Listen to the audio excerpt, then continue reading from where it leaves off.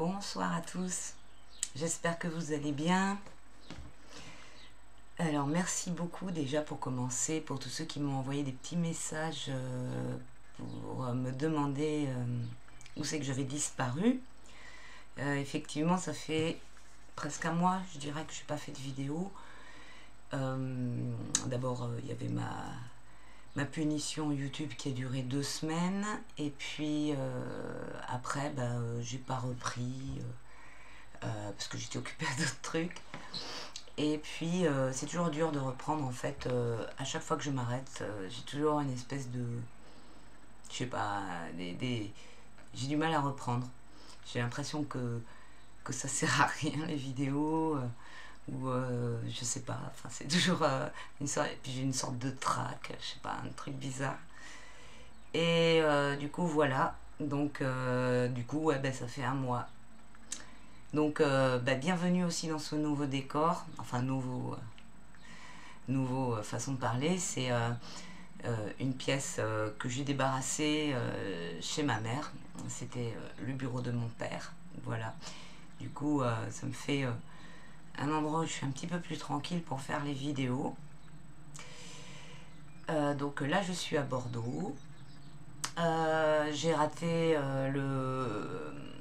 la rencontre avec Maître Brusa qui avait lieu le 20. En plus je suis rentrée exprès, enfin j'ai calé mon arrivée à Bordeaux pour pouvoir être là le lendemain pour arriver au rassemblement avec Maître Brusa. Et puis ça m'est complètement sorti de la tête, j'ai complètement oublié, du coup j'y suis pas allée. Voilà, donc je regrette un peu. Sinon, qu'est-ce qui s'est passé ces 15 derniers jours? Alors, j'ai été aussi très occupée par très occupée et puis assez, comment dire, bouleversée, inquiétée un peu par les événements qui se passent en Colombie dont personne ne me parle, qui ont commencé à partir du 28 avril. Donc il y a eu des manifestations. Je ne sais pas si vous êtes au courant parce que les médias mainstream n'en parlent absolument pas. Mais c'est très très important dans ce qui se passe en Colombie. Donc il y a eu à partir du 28 avril des manifestations de la population contre une réforme fiscale qui après a été retirée par le gouvernement. Mais les manifestations ont continué pour réclamer la fin de la corruption du gouvernement, voilà, plein d'autres revendications par rapport à la crise sanitaire, connaître la vérité et que la fin des mensonges et de toutes les corruptions. Donc ça a commencé à être énorme, en fait énormément de personnes se sont rassemblées et il y a eu beaucoup de choses atroces qui se sont passées en fait par rapport à la répression du gouvernement qui a plusieurs polices de défense, des milices, des polices, l'armée, et puis il y a des des groupes dont on ne sait pas d'où ils sortent. Donc c'est vraiment un bazar pas possible et en fait la population a vraiment été massacrée quoi. Il s'est passé vraiment une répression horrible et c'est absolument pas sorti dans les médias, à part les médias étrangers, sur les médias russes notamment, et quelques médias espagnols ou sud-américains. Et donc il y a eu beaucoup de personnes décédées, il y a eu beaucoup de personnes vraiment massacrées par ces groupes d'intervention qui ont même été jusqu'à faire des descentes dans les domiciles des gens. Il y a eu beaucoup de disparitions, il y a eu beaucoup d'attaques aussi par hélicoptère, carrément dans les habitations, avec des hélicoptères qui volaient très bas. Enfin, il y a eu d'autres exactions horribles des forces armées, quoi. Il y a eu des viols qui ont été commis, il y a eu des tortures. Et voilà, et la population ne s'arrête pas et continue vraiment à manifester. Il y a toutes les provinces qui se sont rassemblées dans les grandes villes, avec il y a eu des files et des files de camions pleines de population, mais des files interminables de camions qui ont ramené les gens dans les grandes villes. Et ils ont fait des barricades autour des grandes villes pour bloquer tout l'approvisionnement. Donc c'est... Ah oui, puis il y a des centres, parce qu'il y a énormément de blessés, et donc il y a des centres d'urgence qui se sont installés dans des maisons, des gens qui ont installé des centres de soins dans des immeubles d'habitation. Voilà, et en fait, enfin, c'est énorme ce qui se passe. C'est énorme ce qui se passe. Et en fait, il y a une partie de la police qui s'est mise avec les citoyens. L'armée aussi est divisée. Et il y a eu des endroits où en fait, les forces armées ont reculé devant la population. Et tout ça, c'est très très important, parce que c'est comme si la Colombie était le premier pays dans lequel les événements, comme si il allait y avoir un effet domino, et que la Colombie était le premier pays dans lequel le peuple se révolte à ce point. Et le fait qu'il y ait absolument aucune communication des médias mainstream là-dessus, c'est vachement interpellant aussi, parce que il y a carrément, c'est pas qu'il n'y a pas de communication, c'est carrément qu'il y a plein de vidéos qui sont bloquées, et on peut pas les voir sans VPN, quoi. Donc soit elles sont bloquées pour pas qu'elles rentrent en France, soit elles sont bloquées par le gouvernement de là-bas. Et donc voilà, ça montre qu'il y a vraiment, de toute façon, dès qu'ils font vraiment le silence, que c'est l'omerta sur quelque chose, sur un fait, sur des événements, c'est que c'est très très important. Et donc voilà, j'ai suivi de près tout ce qui se passait là-bas en regardant des vidéos de témoignages de gens qui les postent sur YouTube. Alors, ah oui, il faut savoir aussi que là-bas, ils leur ont coupé Internet assez rapidement. En fait, les grosses manifestations, les gros troubles sont arrivés vers le 2 mai, où il y a eu vraiment des massacres dans la ville de Cali. Et après, sont suivis les autres villes, Bogota, Medellín. Je sais pas s'il y a eu beaucoup de choses, mais c'est surtout à Cali, et à Bogota, à Barranquilla aussi. Et donc, à partir du 2 mai, ils leur ont coupé Internet. Et en fait, ils coupaient les réseaux sociaux. En fait, ils coupaient pas complètement Internet, hein. Ils ont coupé les réseaux sociaux. Ce qui fait que les gens ne pouvaient plus communiquer de ville à ville, quoi. Et se fédérer pour déjà s'informer sur toutes les exactions qu'il y avait. Donc ça a laissé vachement libre cours à ce qu'elles se passent, toutes ces exactions, et qu'il y a des choses absolument terribles qui se passent. Et en même temps aussi, donc, interdire à la population de communiquer sur tout ça. Donc en fait, je pense qu'il y a eu plus de communication de personnes, enfin de témoins sur place qui ont fait passer des messages à l'international plutôt qu'entre eux, en fait. Et aussi, ils coupent l'électricité le soir. Donc ça laisse les villes dans une obscurité totale, et donc il se passe des trucs vraiment graves, quoi. Il y a eu des viols aussi qui ont été commis par la police et étouffés par le gouvernement.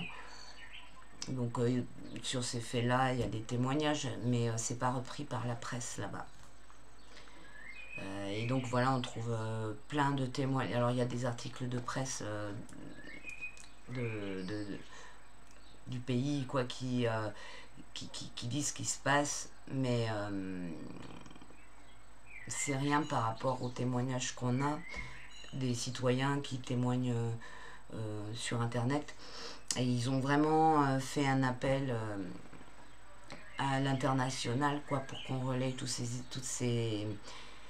événements, qu'on en parle, étant donné que la presse est interdite là-bas. En fait, ils peuvent pas, ils sont menacés, en fait, et les ONG sont menacées aussi, la presse est menacée. Donc il y a vraiment comment dire, un blocage de l'information. Donc les citoyens ont vachement fait d'appel à la communauté internationale, et notamment francophone, pour qu'on relaye ce qu'ils étaient en train de traverser. Et donc maintenant, il y a donc un blocage de l'approvisionnement. Je crois qu'ils ont bloqué aussi les ports, etc. Il y a un blocage de l'approvisionnement. Il y a donc plusieurs villes sous barricade. Et ah oui, puis il y a aussi les Indiens qui sont descendus des montagnes pour eux aussi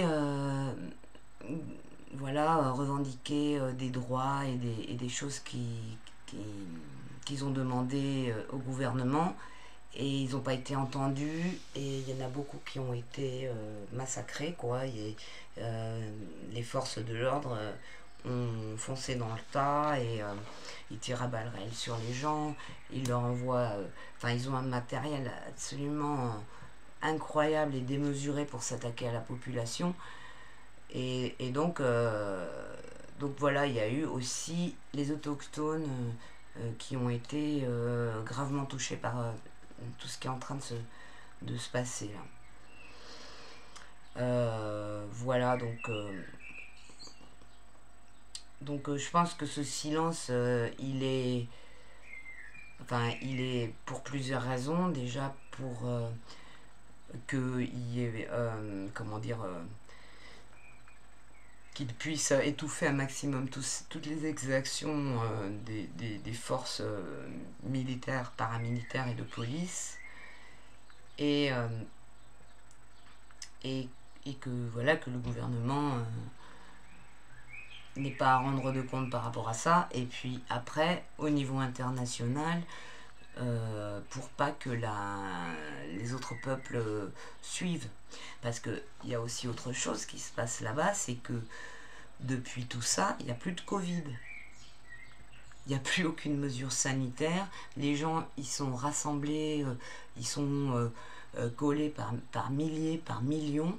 Ils manifestent tous, ils sont tous... voilà, il n'y a plus les mesures qu'il y avait avant. Et en plus, ils avaient des mesures sanitaires qui étaient vachement strictes. genre ils avaient un jour, et jour pair, jour impair pour les hommes ou pour les femmes pour sortir. C'était suivant, je crois, les plaques d'immatriculation aussi. Et c'était des punitions, genre 10 ans de prison direct pour ceux qui désobéissent, quoi. C'était des punitions, enfin comment dire, des pénalités démesurées. Et, donc voilà, donc avec tout, ils prenaient la température dans les magasins, enfin dans tout, c'était carrément vachement plus comment dire, dur que ici, et plus respecté que ici, parce que ici on a des mesures sanitaires, des règles, mais qu'on les respecte ou qu'on les respecte pas, ça change pas grand chose, parce que ici ils comptent vachement sur la docilité des citoyens, alors que là-bas les citoyens ils sont pas dociles comme nous. Et donc il n'y a plus aucune mesure sanitaire depuis toutes ces manifestations, tout ça, quoi, depuis donc 20 jours. On est le 23, ouais, ça fait donc ouais, un peu plus de 20 jours, puisque ça a commencé le 28. Donc ça montre aussi que c'est une mascarade, tout ça. Et donc s'il y avait vraiment des problèmes, etc., ils seraient tous malades, quoi, là, parce que s'il y avait des virus mortels qui circulaient dans le contexte que c'est là, et donc voilà, il n'y a pas eu de contamination, et le fait que les mesures sanitaires s'arrêtent du jour au lendemain, comme ça, c'est quand même voilà,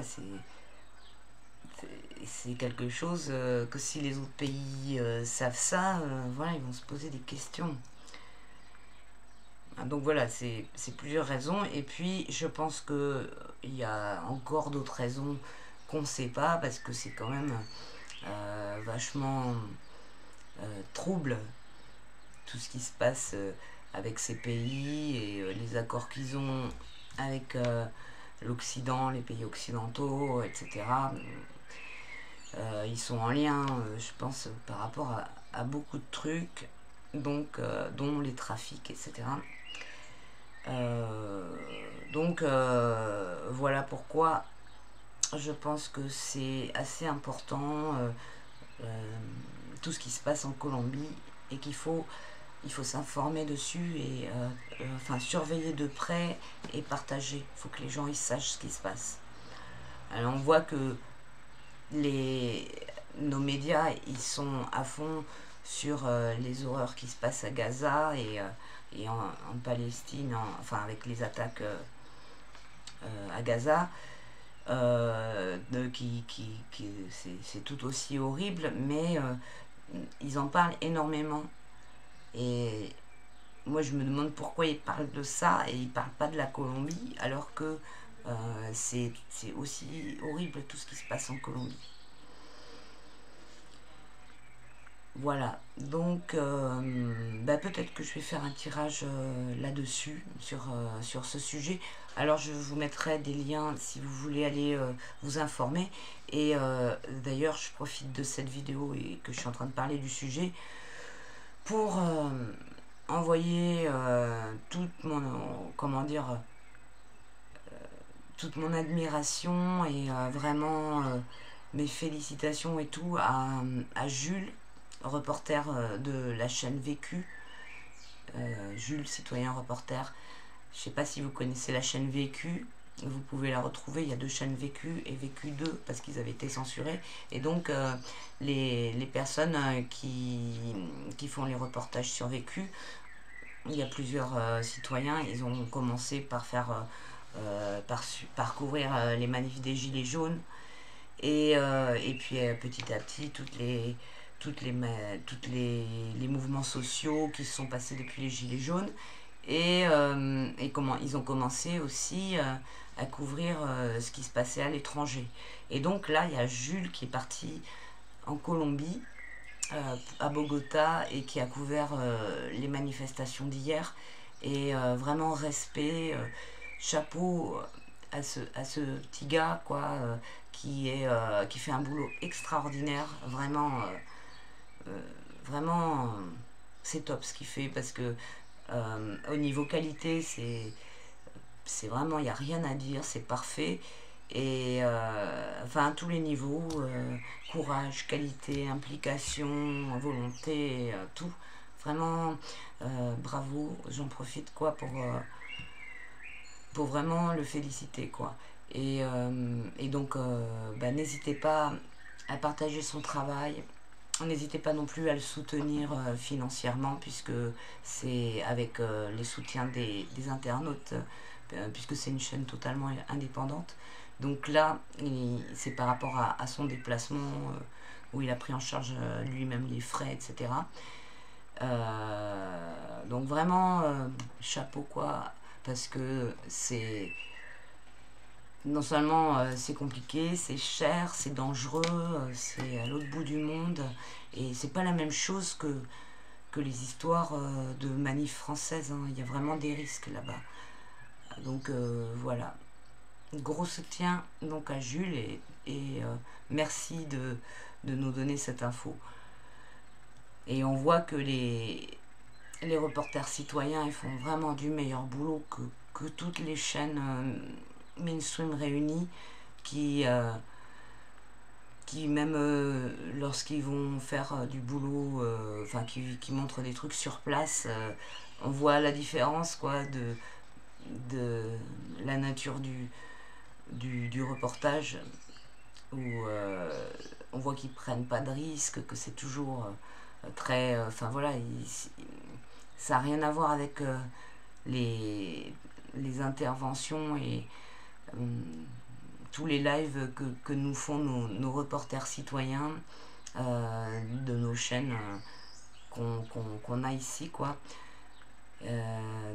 Voilà, donc je les encourage, toutes ces chaînes, à continuer, parce que font un boulot super, vraiment, et qui est essentiel, absolument essentiel. Donc on voit, hein, une fois de plus, c'est toujours toutes les défaillances qu'il y a, que ce soit par rapport au système, la façon de fonctionner, etc., ou même la communication, l'information. Toutes les défaillances sont toujours comblées, rattrapées par les citoyens, et d'une façon 1000 fois mieux, quoi. Donc voilà, ça c'est à souligner, parce que c'est très important. Il y a beaucoup de gens qui se mettent dans l'action, qui font des choses vraiment très très utiles, et qui le font en plus bénévolement, quoi. Quand on voit combien sont payés toutes ces chaînes de télé et leurs journalistes et tout ça, alors qu'ils font un boulot de merde, et franchement, voilà, là. Et c'est vraiment une honte que toutes ces médias qui font rien d'autre que de la propagande, en fait. Vraiment, c'est n'importe quoi. Alors, il y a la chaîne Astrolive qui fait des analyses astrologiques. Et donc, Olivier de Astrolive, j'ai partagé déjà cette chaîne dans l'onglet communauté. Et donc, il a fait une vidéo où il analyse ce qui est en train de se passer, justement. Et astrologiquement, il voit qu'il va se passer la même chose, en fait. Il y a la même configuration qui va se passer pour la France, en fait, avec, je sais plus qu'est-ce qu'il a dit, un an de décalage, ou peut-être pas un an, je sais plus combien, 8 mois, je sais plus combien c'est le décalage. Donc, elle est intéressante aussi à regarder, cette vidéo. Bon, moi personnellement, Je pense pas qu'il va se passer la même chose parce que ce sont deux peuples très différents, la Colombie et la France.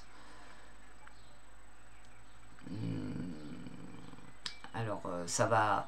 Forcément, il va y avoir des mouvements et des choses qui vont se passer à partir du moment où le gouvernement va arrêter la perfusion d'argent qu'il donne à tous ceux qui sont arrêtés et, que voilà, on va avoir vraiment les vraies répercussions économiques de tout, du confinement et de tout ça. Mais je suis pas sûre que le peuple réagisse de la même façon. On voit quand même qu'ils sont en train d'essayer de faire monter des divisions, d'ailleurs d'une façon hallucinante. Je trouve que depuis un mois environ, ils n'arrêtent pas de parler de l'extrême droite, du Front National, enfin du Rassemblement National, de l'immigration, des banlieues, etc. Et ils n'arrêtent pas, ils sont en boucle là-dessus. Plus trop d'ailleurs sur le Coco Circus. Et on sent qu'ils sont en train d'essayer de préparer des divisions pour créer des oppositions et des conflits au niveau du peuple, des divisions, mais je sais pas s'ils vont réussir. Et donc, je sais pas, à mon avis, ça va pas se passer de la même façon. Déjà parce que justement, le peuple français, il n'est pas uni comme le peuple colombien. Donc, il ne peut pas y avoir cette masse de population contre les forces gouvernementales, mais plutôt j'allais dire des clusters, des clusters de violence dans certaines banlieues, certaines zones où ils peuvent faire monter rapidement ces échauffements, quoi. Mais puis ce qu'il y a aussi, c'est que le peuple français n'est pas armé, alors que en Colombie, même si c'est pas autorisé, je sais pas si c'est autorisé ou pas la détention d'armes, mais il y en a beaucoup qui en détiennent une. En France aussi, il y a beaucoup d'armes, mais c'est dans des secteurs bien particuliers et auprès de populations bien particulières. Donc, je sais pas, ça se passera pas de la même façon. Bon, on va voir aussi ce que ça devient, ces histoires d'armée, là, de la suite des tribunes militaires. Mais bon, en ce moment, ils sont quand même sur le déconfinement et à fond sur les mesures qu'ils vont pouvoir faire pour nous limiter avec les histoires de passe, etc. Donc voilà, bon, le déconfinement, je trouve ça assez pathétique, ce qui se passe en ce moment, avec le fait voilà, que la population est hyper contente parce qu'on lui a rendu une miette, alors que on lui a pris le pain et on lui a rendu une miette et ils sont super contents. Donc ça c'est voilà, ça c'est c'est dur en fait, mais bon, enfin j'espère que je pense, je sais pas, mais j'ai quand même l'impression que leur passe il va pas être accepté, enfin on va voir, mais voilà. Il y a aussi beaucoup de monde qui se rassemble pour mener des actions collectives, d'information, de mobilisation, etc., etc. Alors, voilà, ben voilà pour les nouvelles générales. Pour les nouvelles personnelles, alors, je vais participer à un festival cet été. Je vais vous mettre le lien. Alors, ça s'appelle l'Étrange Rendez-vous. Et c'est un festival qui a lieu le 6, 7 et 8 août à Blandas. C'est au-dessus de Montpellier. Et c'est un festival de conférences en fait.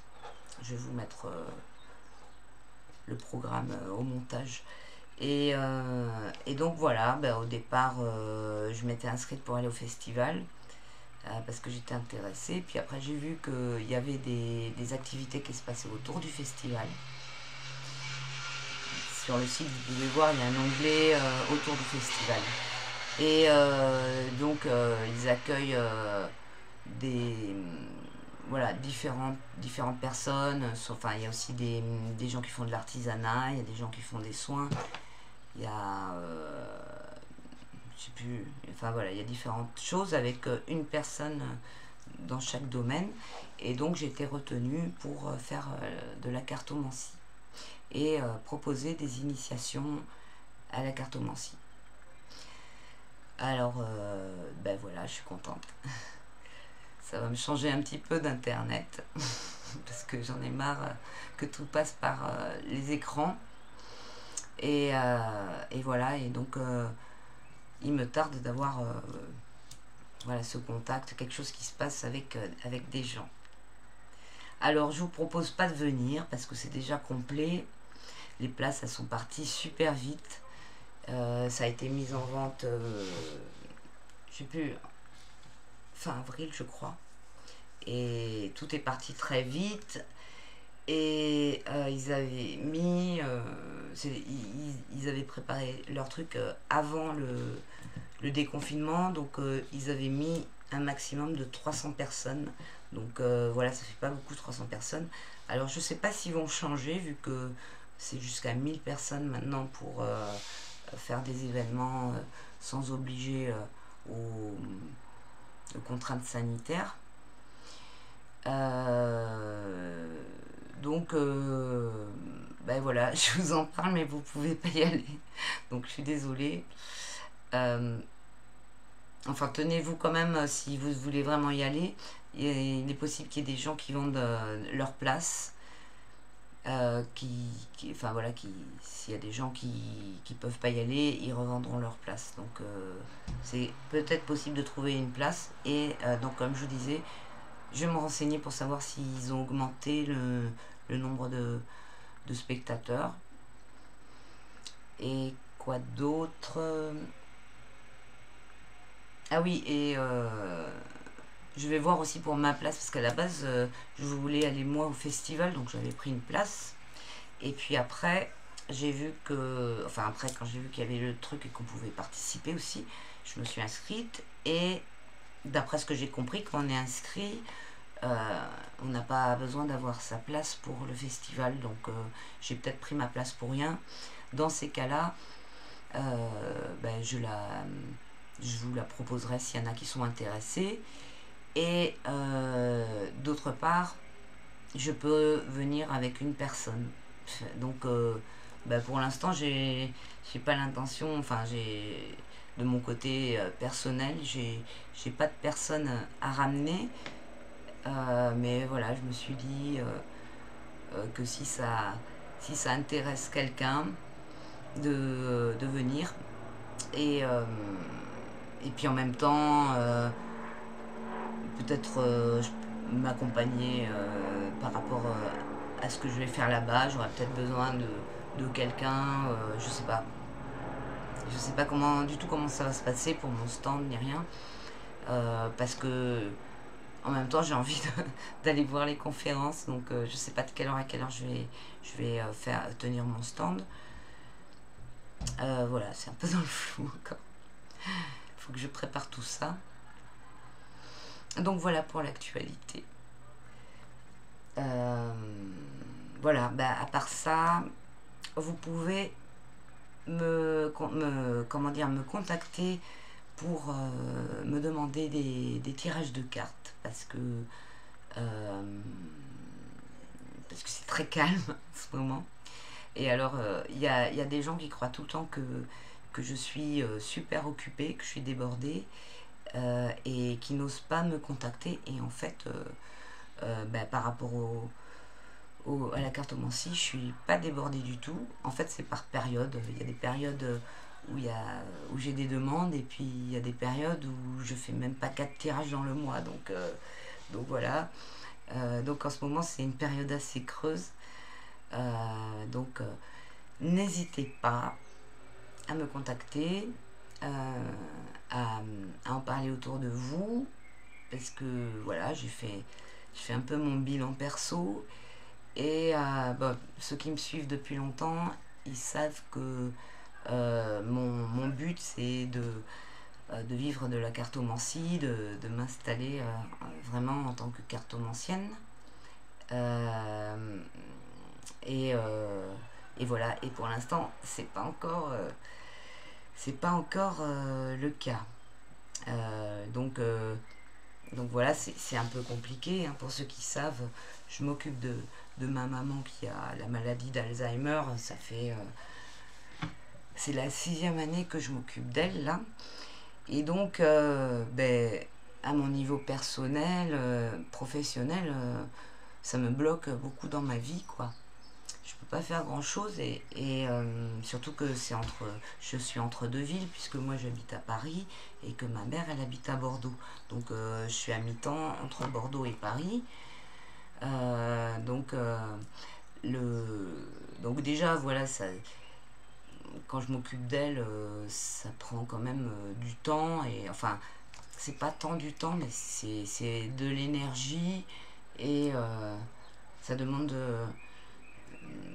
beaucoup de force personnelle, quoi.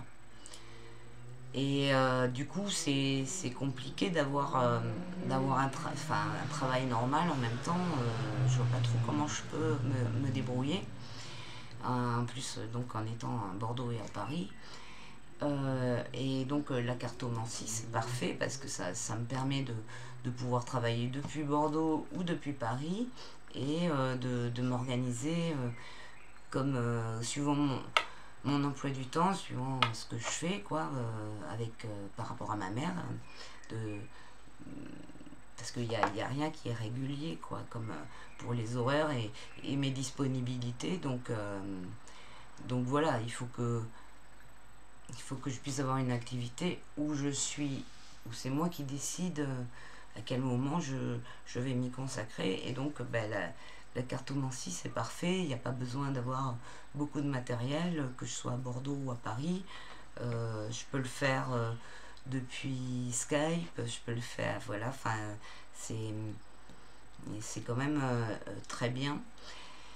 Et mais voilà, quoi, je suis loin de gagner ma vie avec. Donc en attendant, bah, j'ai un revenu très précaire, hein, d'ASS, et donc avec la retraite de ma maman, puisque c'est moi qui m'occupe d'elle, et pas des gens, donc on n'a pas à payer des gens pour faire ça. Du coup, ça me fait une partie de mes revenus qui viennent de ça, mais voilà, j'aimerais bien que ce soit autrement. Je me suis renseignée, alors, sur le conseil, il y a plusieurs personnes qui m'avaient renseigné à l'époque au sujet du statut d'aidant familial, et qu'on peut avoir des revenus en étant aidant familial. Mais moi je peux pas les avoir parce que il faut être dans la même ville, quoi.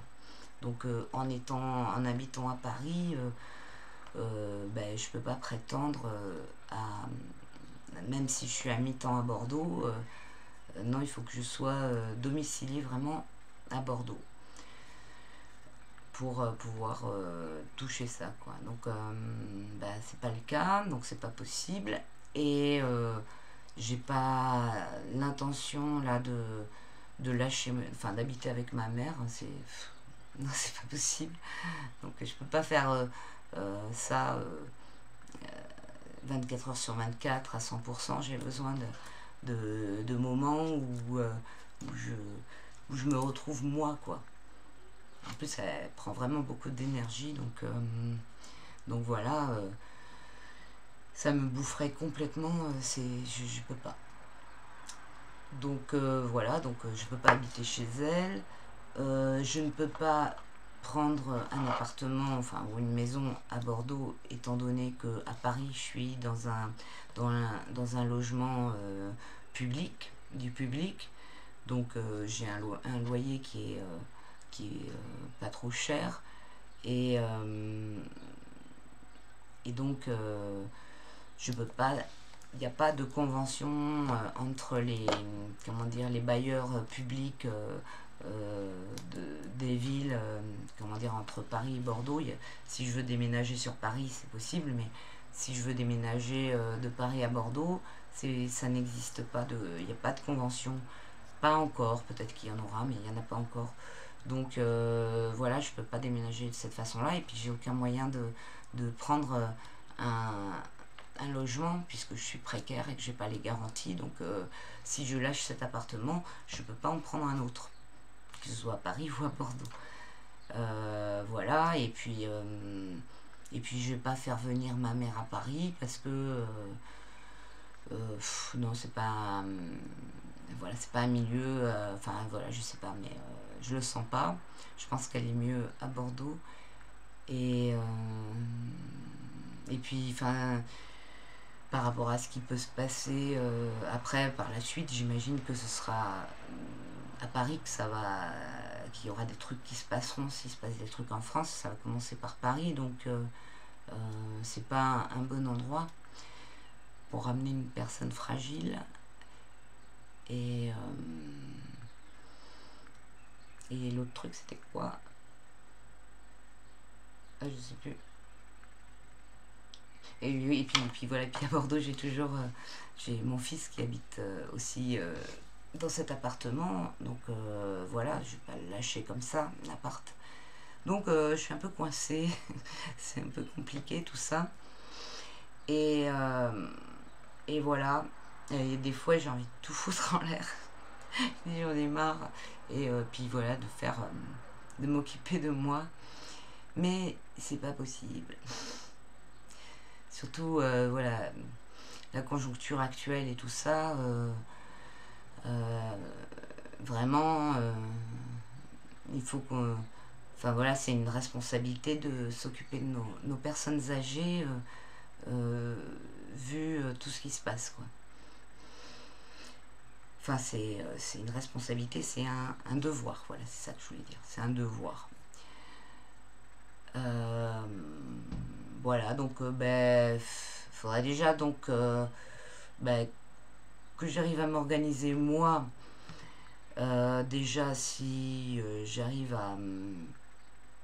comment dire, à mener mon activité de cartomancie de façon à ce que ça puisse être un revenu qui me fasse vivre, ce sera déjà, voilà, ça pourra me permettre d'organiser autrement l'argent de ma maman qui me sert à vivre en attendant, et de pouvoir je sais pas, trouver peut-être une solution alternative où je puisse faire de temps en temps un break, quoi, parce que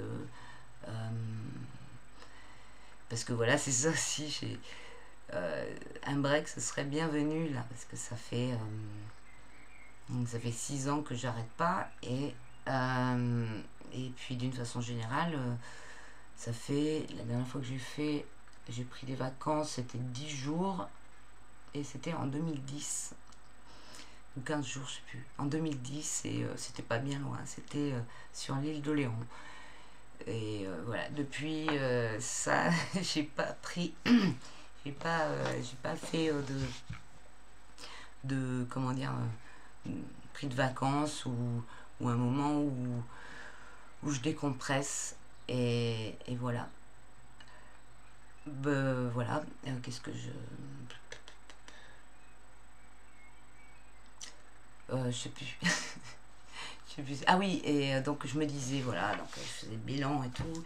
Et puis des fois j'ai des doutes hein, par rapport à la cartomancie et tout ça, parce que je me débrouille pas du tout bien commercialement pour gagner des sous, quoi. Et de toute façon c'est pareil dans tous les domaines. Parce que donc je me disais, je vais me remettre à faire un peu de peinture, du dessin et peut-être proposer ce que je fais de la même façon sur YouTube. Mais, mais c'est pareil, je suis pas meilleure commerçante pour ce qui est artistique que ce qui est ésotérique. Donc, et puis même, il y a aussi mes objets là avec du quartz et tout ça. Voilà, que je pourrais relancer, mais voilà, c'est un peu compliqué. Parce que ça, ça demande du matériel. Donc le faire entre voilà, en étant à Bordeaux, à Paris,